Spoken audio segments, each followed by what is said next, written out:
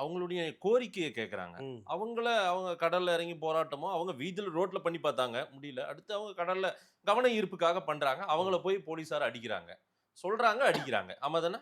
இல்ல அவங்கள அதா தொடவும் கூடாது. ஏன்னா, சார் அதாவது அவங்க உழைக்கும் சனம். அதாவது சார் அவங்கள போய் நீ அடிக்கிறீங்க அப்டின்னா எப்படி அது? அது என்ன இது? உத்தரவு வந்தா யார வேணா அடிப்பான். ஆ. உங்களையும் அடிப்பான், என்னையும் அடிப்பான். ஏன் டிஆர் பால மண்டைய உடைக்கலையா? திமுக ஆளுங்கட்சி சார். எப்போ 89, 91ல ஆட்சி கவுந்து போச்சு. டிஆர் பாலு பார்த்தா அத்தனை ஏசி, டிசி, ஜேசிக்கெல்லாம் செல்ட் அடிச்சுட்டு இருப்பாங்க. அவரு தான் ஒருங்கிணைந்த மாவட்ட செயலாளர். ம். அது ஆர்டி சீதாபதிய தூக்கிட்டு. ஆ ஆர்டி சீதாபதி தூக்கிட்டு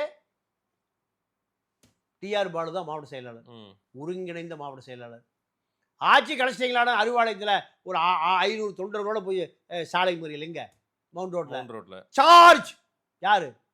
எங்க கை கட்டிட்டு கூல கும்பிடு போட்டுட்டு இருந்தாரோ, ம். அதே ஏசி யாருக்கு சார்ஜ்? ம். டிஆர் பாலுக்கு மண்ட உடை.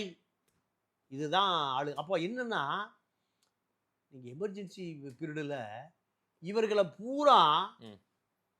வித்யாசாகர்னு ஒரு ஜெயிலர் இருந்தார். ம். அ அவர் என்ன பண்ணுவாராம், அண்டாவுல சோறு வெந்துட்டு இருக்கு. ஆங்கிலேயன் காலத்தில் பற்ற வைக்கப்பட்ட அடுப்பு இன்னும் அணையல.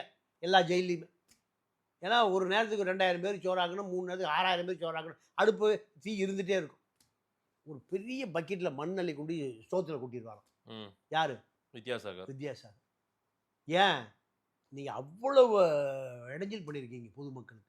சாப்பாட்ட அள்ளி சாப்பிடாதீங்க. பொறுக்கி ஒவ்வொரு மண் இருந்துன்னா ஒவ்வொரு பருக்கியா தானே சாப்பிட முடியும். ஆமா. இப்படி அவர்கள திமுக வட்டம், மாவட்டம், ஒன்றியம், நகரம், வண்டு முருகனுங்கள பூரா இப்படி பழி வாங்கினாரு வித்யாசாகர். வித்யாசாகர். அதிமுககாரன் எவனும் பழி வாங்கல. அவன் பாவம். அவன் திருடு.